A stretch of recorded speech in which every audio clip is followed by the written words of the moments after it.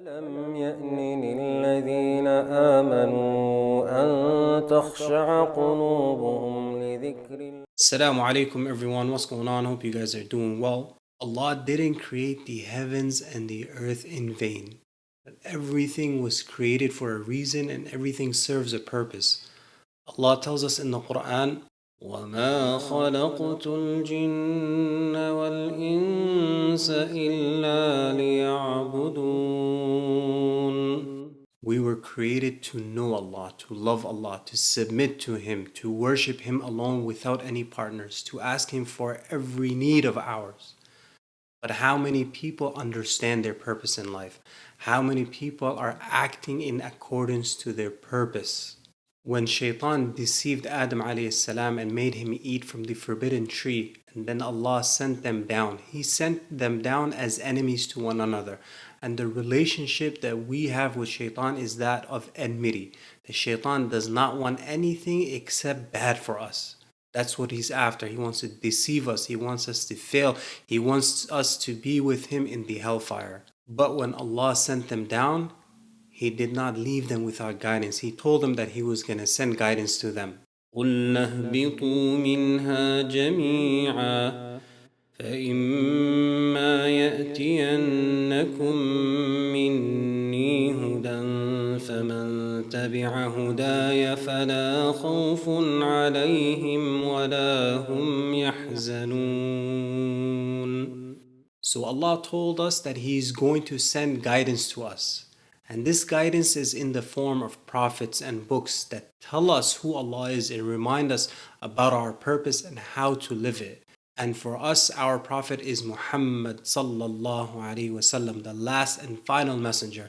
And our book is the Quran, the greatest book in existence.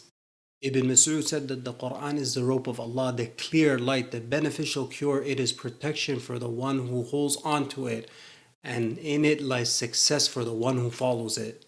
And the Quran and Sunnah teaches us how to live our purpose. It teaches us how to get to Allah, what Allah loves, and how to implement those things. And Allah tells us in another ayah, قال اهبطا منها جميعا بعضكم لبعض عدو فإما يأتينكم مني هدى فمن اتبع هداي فلا يضل ولا يشقى. So the one who follows the guidance of the Quran and the Sunnah, believing in it with certainty, having no doubts in it, adhering to His commandments and staying away from that which Allah has forbidden, Allah in these two verses guarantees for them four things. Firstly, Allah guarantees them protection from fear. And fear and anxiety happens when we fear something bad happening in the future. So they won't fear what's to happen in the hereafter. Secondly, protection from grief. If you experience some pain or loss in the past, this is what causes grief. And Allah guarantees that a person will not feel sad over that which passed him in this world. And these things are also applicable in this dunya, because the believer who follows the guidance of Allah understands that whatever was meant for them will never miss them.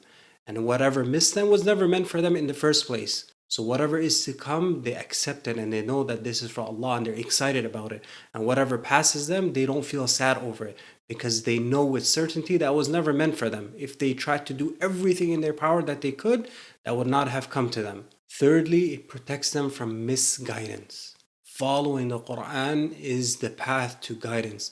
And lastly, Allah guarantees protection from misery, from unhappiness. So if a person is protected from these four things, then they attain the opposite of these. And what are those things? They will attain security and happiness in this world and the next, and they will be protected from any negative outcomes such as fear, grief, misery, unhappiness, and they will achieve all that they wanted to attain, and they will be protected from those things that they feared. And isn't this what we all want? The rectification of our dunya and akhirah, to get the best of both worlds. And Allah is guaranteeing, and this is conditional, for the one who follows His guidance, for the one who lives according to Islam, for the one who implements the teachings of the Quran, they will have happiness in this world and the next. And Allah commands us to stick to His teachings, to adhere to the commands of the Quran. فاستمسك بالذي أوحي إليك إنك على صراط مستقيم. Allah is commanding the Prophet ﷺ and us as well to stick to that which was revealed, to stick to the teachings of the Quran, because the teachings of the Quran lead to the right path, lead to the path of Allah subhanahu wa ta'ala. وإنه لذكر لك ولقومك وسوف تسألون. The Quran is a tremendous blessing. In it is honor for us in this world and the next. Sticking to His teachings is what we need to do. وَسَوْفَ تُسْأَلُونَ. We will be asked in regards to this Quran.